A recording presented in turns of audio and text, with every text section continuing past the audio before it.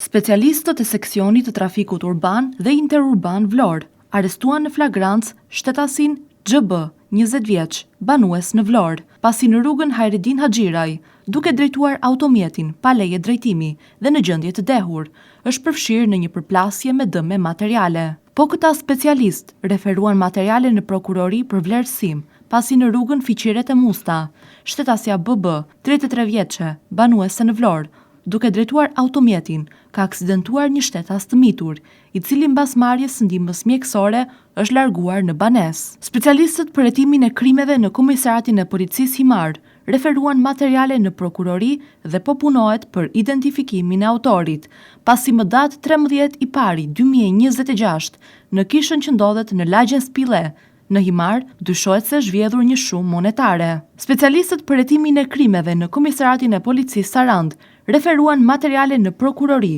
dhe shpallën në kërkim, shtetasit LB, 50 vjeç, IG, 85 vjeç dhe ZG, 75 vjeç, si dhe proceduan në gjendje të lirë, shtetasit SHL, 60 vjeç dhe SHG, 47 vjeç. Shtetasit SHL dhe SHG janë konstatuar duke kryer punime pa leje në një objekt në pronësi dhe administrim të 3 shtetasve të shpallur në kërkim. Po këta specialist referuan materiale në prokurori dhe nisën procedimin penal në gjendje të lirë për shtetasit FA, 20 vjeç, banues në Konispol, pasi gjatë kontrollit fizik të ushtruar nga punonjësit e policisë, i u gjet dhe u sekuestrua një sasi lënde narkotike kanabis. RK, 24 vjeç, banues në fshatin Çuk, pasi ndaj tij ka bërë kallëzim nëna e tij, se ky shtetas ka ushtruar dhunë fizike ndaj saj. Materialet ju referuan prokurorisë për veprime të mëtejshme.